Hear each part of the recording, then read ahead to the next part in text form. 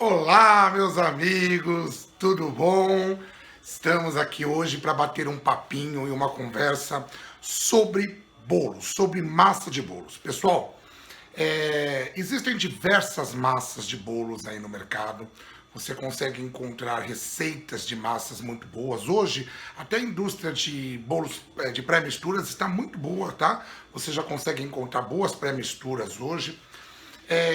Eu demorei muito para chegar na massa ideal para mim. Eu queria uma massa fofinha, uma massa boa, uma massa de corte e que não fugisse muito do pandeló.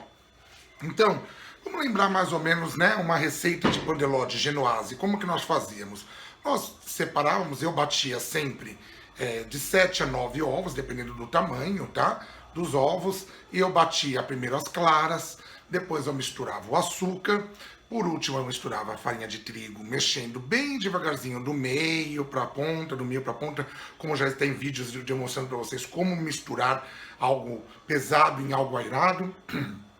E depois, por final, a gente coloca o fermento, né? O fermento químico. Bom, pessoal, eu no começo da minha carreira eu tinha muito preconceito. Então eu gostava ou do pão de ló, genoise, ou do bolo chiffon, né? No máximo aí um bolo inglês.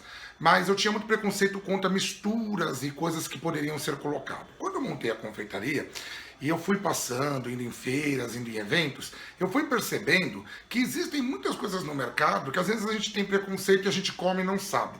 E uma delas, eu até trouxe para mostrar para vocês, é isso aqui, ó, chama-se emulsificante. Esse é um emulsificante de sorvete. No começo eu usei o Glintex, um emulsificante de bolo. Mas eu não gostei muito dos resultados dele, além dele ser mais caro, eu comecei a usar emulsificante de sorvete tradicional. Esse aqui é uma marca chamada Stagel, mas tem várias marcas, tá? Que você pode usar. Qualquer emulsificante para sorvete. Quando me falaram disso, eu falei, é emulsificante, que nojo, na massa, não. Bom, o que acontece é o seguinte, pessoal, eu sempre tinha uma massa que um dia crescia, outro dia crescia menos, um dia estava muito fofo, outro dia estava mais sequinha, eu não tinha padronização. E para quem vai trabalhar com vendas, precisa ter padronização. E aí eu fui desenvolvendo receitas que eu desenvolvo dentro da confeitaria, onde eu conseguia ter padronização. E eu adaptei a minha receita de genoise com o emulsificante. Porque eu tinha preconceito, mas depois eu comecei a olhar o seguinte: chocolate tem emulsificante, tá? Comecei a ver até maionese, ketchups que tinha emulsificante. Sorvete tem emulsificante. Existem pães industrializados que têm emulsificante. Então eu falei, nossa, tem emulsificante de tantas coisas e eu fico com preconceito de usar e falar, não vou utilizar emulsificante, né? E aí, primeira vez fiz, não deu muito legal, né? O bolo ficou duro. Depois eu fui identificando que emulsificante de bolo precisava bater o bolo com bastante tempo. E qual é a facilidade do emulsificante? É que eu podia bater todas as coisas de uma vez só. Eu não precisava ficar, separa a clara, depois bate a gema, depois põe o açúcar, depois mistura a clara e mistura a farinha, um a um, de 3 partes, e assim por diante, misturando devagarzinho. Não precisava, eu colocava tudo dentro da batedeira. Então, eu criei uma receita com 9 ovos, 270 gramas de açúcar, 270 gramas de farinha de trigo, 26 gramas de emulsificante para bolo e eu coloco 100 gramas de leite. Pode colocar água, como o meu bolos geralmente eles são a base de misturas de leite, então ou creme ou brigadeiros, eu coloco leite. Mas você pode colocar água. Se você vai fazer um bolo de chocolate, você acrescenta 30 gramas de cacau em pó e ainda coloca um pouquinho, ao invés de leite, coloca café. Café já coado, tá? Café que você vai tomar.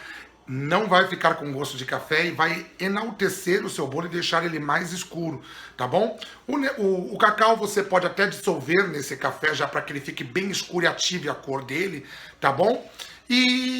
Mas só se eu for fazer uma massa preta. Se eu for fazer uma massa branca, 270 gramas de farinha, 270 gramas de trigo, tá? Desculpa, de trigo, de açúcar, 26 gramas de emulsificante. E no final, aí sim, eu ponho tudo, tá? Pra bater. Ponho aquela água que eu falei pra vocês que eu misturo com leite em pó, então vira leite. Ou, no caso, se fosse fazer com café, pode fazer com leite de coco, pode fazer com suco, qualquer coisa que você queira aromatizar. Pode fazer com deixar o leite, as nozes oleaginosas dentro do leite para elas irem pegando o sabor e depois usar isso. Posso colocar nozes nessa massa? Pode misturar nozes na massa, tá? Umas 30 gramas de nozes moídas não vai fazer muita diferença na sua massa, tá bom? Sempre, claro, dando uma equilibrada, olhando a farinha, que às vezes coloquei cacau, coloquei nozes moída ou avelã, qualquer outro tipo de produto que seja seco, vai secar a minha massa. Então, às vezes, eu preciso diminuir um pouco de trigo. Mas eu nunca precisei diminuir. Você vai bater, pessoal, e você vai conseguir um resultado, que é esse aqui que eu vou mostrar para vocês na batedeira. Olha essa massa. Veja que é uma massa que ela escorrega, mas ela ela é uma massa que ela começa no final, inclusive, a ficar, olha aqui, ó. Tá vendo? Ela começa a escorrer e começa já a pingar e ficar. Esse efeito de pinga, estica, é o efeito do emulsificante, tá bom? Eu tenho uma coisa comigo, eu não misturo o pó de fermento antes, eu só misturo no final, tá? Eu gosto de colocar todos os produtos, misturar, bate bastante tempo, uns 10, 12 minutos essa massa, e depois eu ponho por último o fermento em pó e eu bato o fermento em pó só por 1 minutinho. Pessoal, o detalhe dessa massa, como ela não é muito líquida, você não precisa untar, você pode usar até os aros, tá? Às vezes escapa um pouquinho aqui, se você quiser fazer, prender os aros, fazer aquela forma que a gente faz, mas você pode usar o aro simplesmente com papel toalha. Ele vai soltar depois bonitinho, tá bom? Se você quiser colocar papel manteiga também pode, não necessariamente precisa untar, tá? Agora, se você for usar uma assadeira, eu recomendo você ou colocar um papel toalha ou um papel manteiga embaixo, né? Na assadeira, ou untar. Por quê? Porque depois você não vai ter como tirar da assadeira. Esse é o problema, levantar ele, tá? Se for assadeira de fundo falso, perfeito, não tem problema, você consegue soltar também, tá? Então vamos lá, pessoal. Eu bati tudo isso, fiz a massa. Eu vou agora levar para assar para que vocês não tenham que ficar muito tempo aqui. Depois eu mostro o resultado para vocês. Um forte abraço e até mais, pessoal. Pessoal, estou de volta, ó. Eu quis mostrar para vocês, tá? Acabamos de assar. Aquele eu nem untei. E esse aqui, olha, eu simplesmente coloquei o papel, como eu disse para vocês, tá? O papel solta fácil. Como o meu papel ele é de folha dupla, às vezes ele fica um pedacinho grudadinho. Aí você só puxa aqui, ó, sai uma folha e a outra fica grudadinha, mas puxou aqui, ó. Temos um bolo extremamente solto, ó, sem papel nenhum, tá? Fofinho, ó, vamos tirar esse aqui no ar, ó. Olha a maciez do bolo, ó.